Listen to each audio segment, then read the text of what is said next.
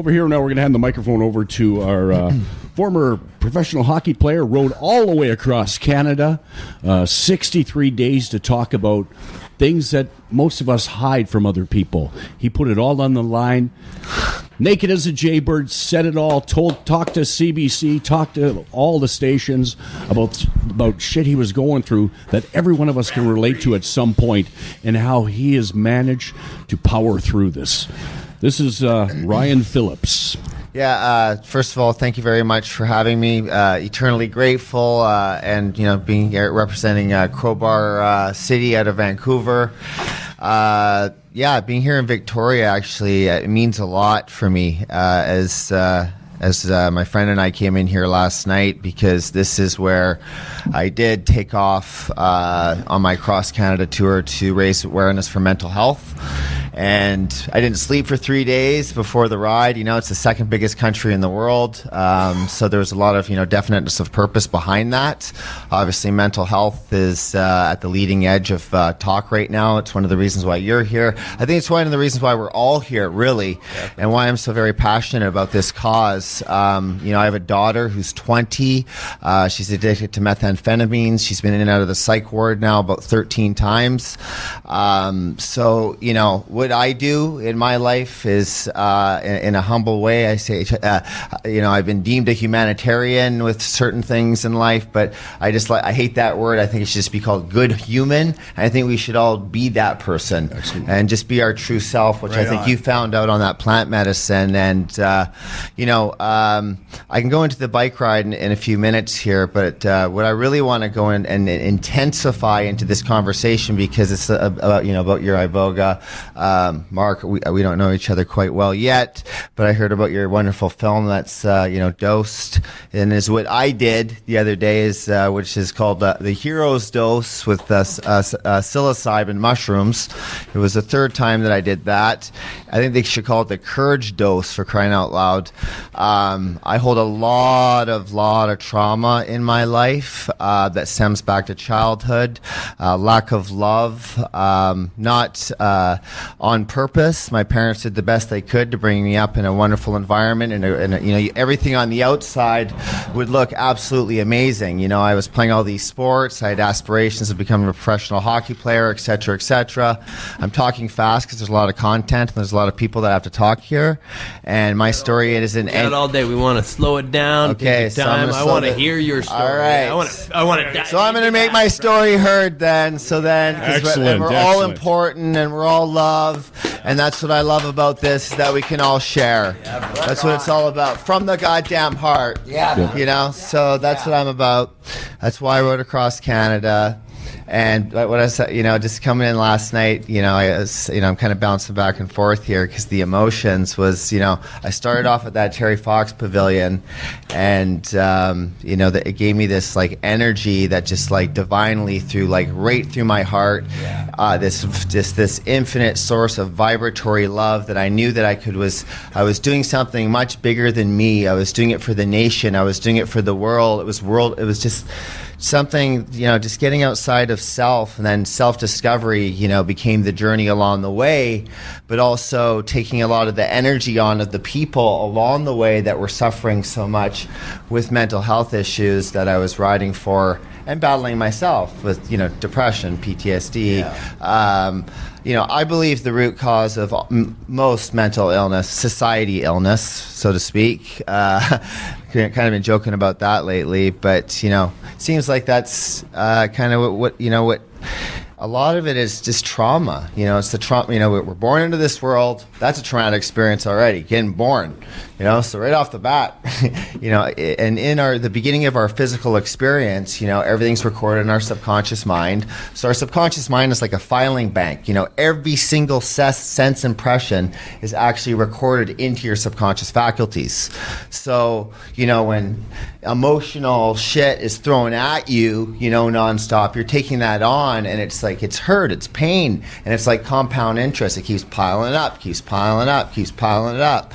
So, I left home at a young age, with all the big dreams, and and next thing you know, the hockey culture, hazing, abuse from coaches, stuff that no child should ever see. And this isn't about victimization. This is about awareness. And I that's why I'm so passionate about mental health awareness, because it stems from the people being kind to each other, showing the compassion, showing the love, because that's who we really are. And it's kind of I believe that everything happens for a reason, synchronistically, and these plant medicines actually kind of help you to that the discovery of self. And the shedding of that ego that holds us back too, because I realized that even though I've done certain things in my life, I've never been able to take a compliment. It all stems from these traumas. And when I did this hero's journey the other night, 15 grams of mushrooms is a lot. That's a lot to ingest. But I got a lot of fucking trauma, so I got to deal with that shit. And I was lucky I was in the right environment, that I had brothers there that held my hand and was like, go deep in your fears and face them and nail them. Because I had threats on my life. Because after hockey, I got highly involved in the marijuana industry. I was. I humbly say this, I have my life story will be out on National Geographic on February 12th on Locked Up Abroad. I was an international weed smuggler for, a long time in my life. I was doing, millions and millions and millions of dollars of business, at some points in my life, weekly. Was at a very, very high level. I went to prison for over 500 days, didn't see the light of day, got out, and, there's been a lot, I've taken all this on from the pressures that, were put on in childhood, that we all go through, that we all experience. Yeah. And, so you've broken them down. And what was the one that it was gave you the best relief? Well, I went to hell and back, really. To ingest that much, obviously, my intent. I believe that the intention that we put into the plant is one thing, but I think the plant actually the plant medicine knows what you need. And what it needed for me that evening was to make peace, really, truly shut the door on my past that's been holding me back, to propel me forward in my future, to be able to give me more opportunity to give back, and to understand that my purpose is to, number one, love myself, love my true self, and not let my old story control my present vibration. Have you always communicated this well? Because I find that you're expressing these things, and maybe some of the medicines have helped you with that. Well, look, I'm still on the medicine. This is 2 nights ago. I microdosed today. I microdosed today. I took a couple hoots of weed. Look, I'm a spiritual being having a human experience. In this collective consciousness, I believe that it's our duty to do good for each other, so we can raise the vibration of the planet, so we can make more sustainable resources, so the next generations can come up and be fucking healthy. That's what I give a fuck about. Yeah, straight up, from the heart. Straight up. Listen. I'm being serious about this, but I do have a sense of humor too. I could tell you about one of the times I ended up in the hospital going across Canada when some car ran me off the road, and I was going about 30 down going into Belleville, and I broke my collarbone, and I hit the tip of downstairs down here, and I'm buckled on the side of the road, and people are driving by, and they see this whack job that just did about 100 clicks that day. I'm sweating, just feeling tired. And I didn't even want to look. I was just like, should I take a look? For crying! You gotta be kidding me! I had an interview in about 10 minutes on a radio show. My camera guy's 3 kilometers up at Tim Hortons, and I'm like, I gotta get to this fucking interview. I got a broken collarbone and a bad tip. And next thing I know, I'm like on the cycle. I'm like 7 inches up over the bicycle seat. Now I make it to Tim Hortons. I'm like, dude, I had a bad accident. Man. I had a fucking bad accident. He's like, what happened? I'm like, out here. There's all these bikers in the parking lot and shit like that. They're like, dude, I heard you're riding across Canada. I'm like, something really fucking bad happening to me right now. I think you need to go to emergency. Yeah. So I wrote down to emergency, and they got me right in. And anyways, here's your chance, Robin, to insert a penis joke. Ooh, this is bringing back the emotions right now, baby. That's and yeah, the doctor jumped back when he saw it, and I was like, "You think it's going to be okay?" Anyways, I wore 2 pairs of underwear and an extra pair of spandex, and I rocked it the next day and did like 180 clicks. Next day. 180 clicks. Why? Your heart pushed you through. For the people of my fucking country, because I love this country and I love the people. Yeah, and I did it with, and this, the other night when I did this Heroes Journey, I saw millions of Buddhas. I was able to release all these traumas. I could literally feel the neurotransmitters in my brain reconnecting and recalibrating with each other, and I was able to make. I felt like an infinite stream of love was literally pouring through my vibratory energy, and I was able to connect to higher people's selves, like all over every. I just knew that I was at one with everything. That literally we can create from formless substance, and just we can, as a collective, co-creation at its best. Yeah. We can help heal each other. We can help heal the planet through plant medicine, nature.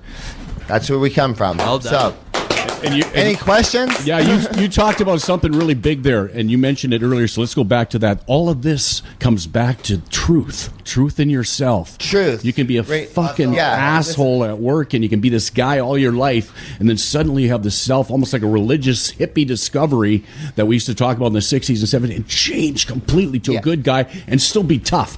Warren here, tough as nails, but most kindest guy I've ever met. Helped me get off the booze and cigarettes, and the staff here at 1620. Wonderful. I'm a non-drinker, and so what I believe it does, it's like, listen, we're feeling beings. We're creatures of habit. We all have this. There's thousands of addictions out there, like the phone, the cigarettes is one thing, but there's all kinds of other addictions too.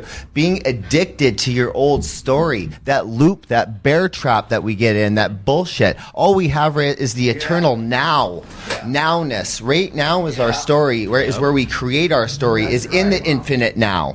So it kind of like gets you into that vortex of energy where you see, like, you in the moment.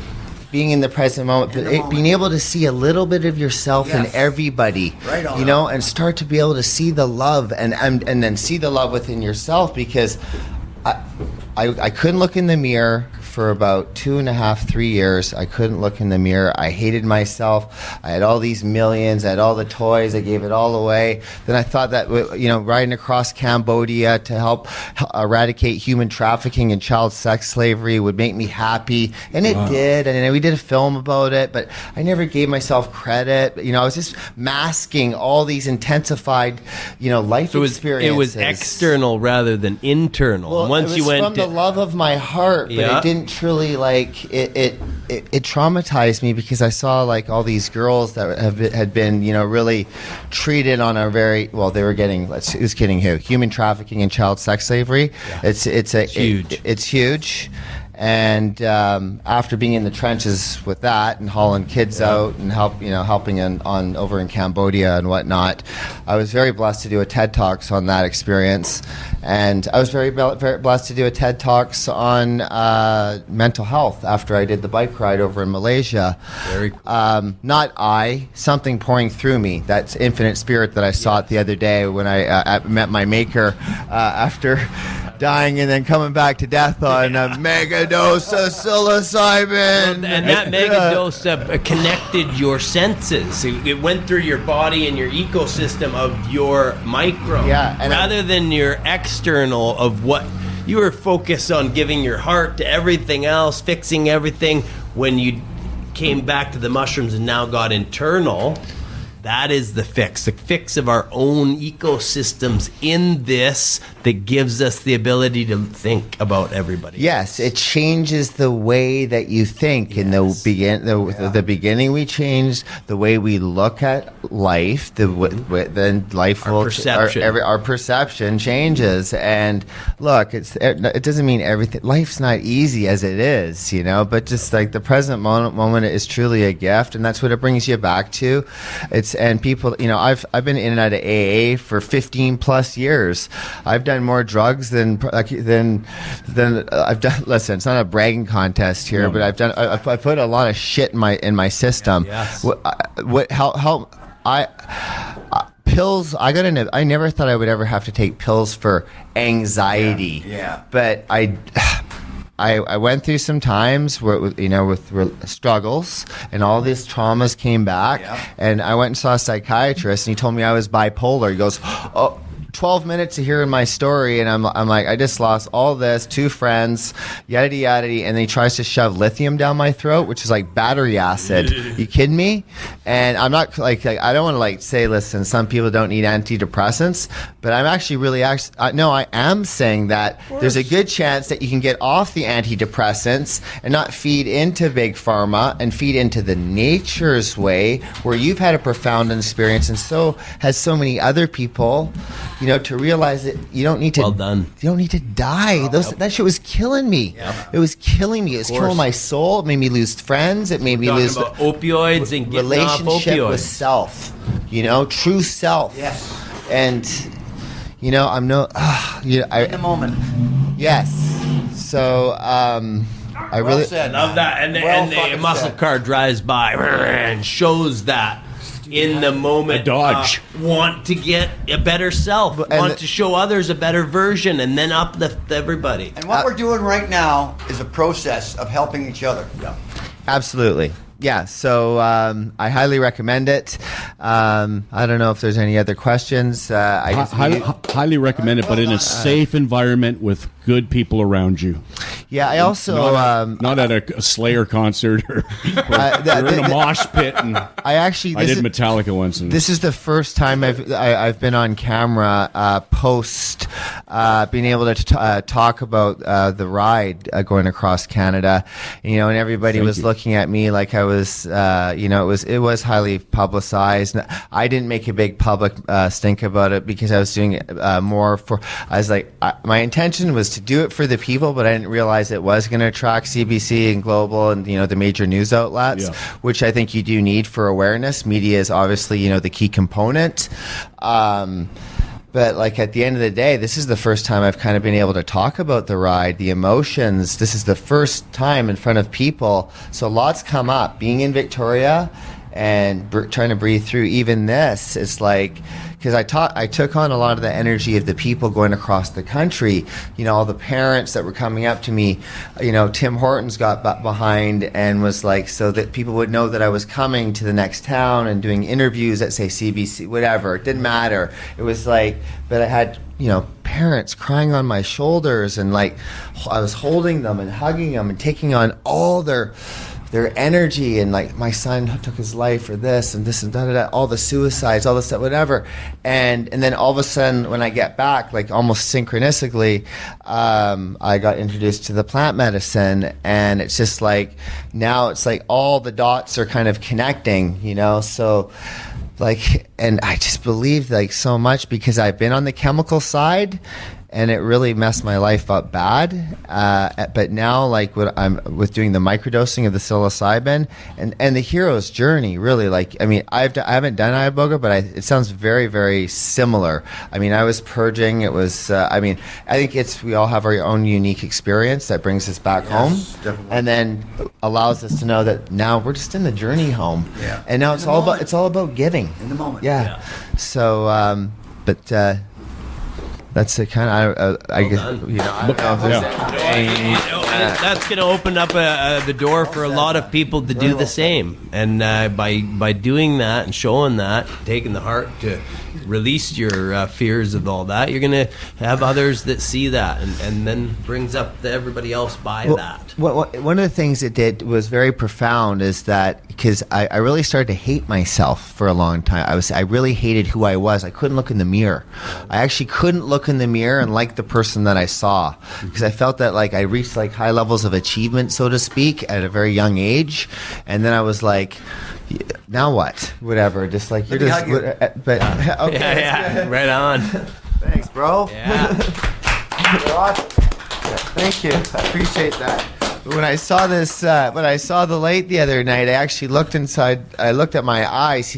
My friends are out there waiting for me. They're just looking at me like it's just like I mean, they're watching the change happen. You know, the pain.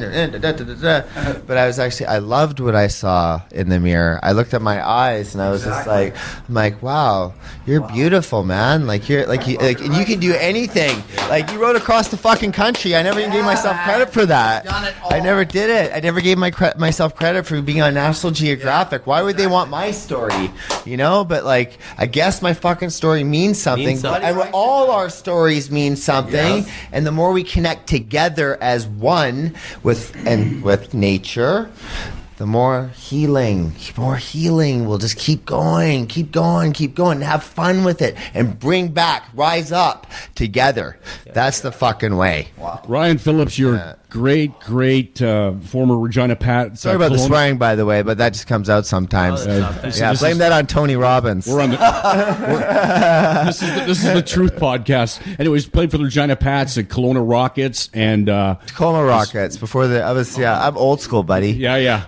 And tough as nails and shedding everything here today to help each and every one of us. Thank you so much. One more thank you. I just want to say thank you to the nation of Canada for embracing me. The ones that knew, the ones that, the fall, the drop, whatever, all the military.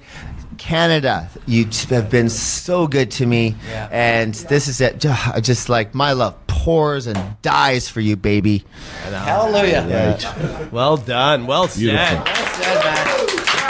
You know, and I think that the stigma of holding in tears for us strong men is now releasing those vibrations of trauma through the water molecules of the ducts of our eyes. I love how you talk about vibration because thought is vibration moving at an inconceivably high rate of vibration. So that's how we literally transmute thoughts into physical reality. Yeah, man. You know? Love it.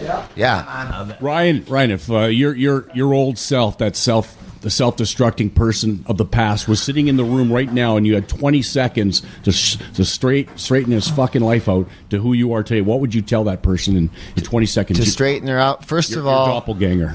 Make the decision to change for the better. Yeah. Talk to somebody. Make a phone call. Face your fear. False evidence appearing right. It's bullshit. Walk through it. People will get you through it. The right people will appear if you desire it. You just got to reach out. Here. Right awesome. on. Here. I did. I reached out for help.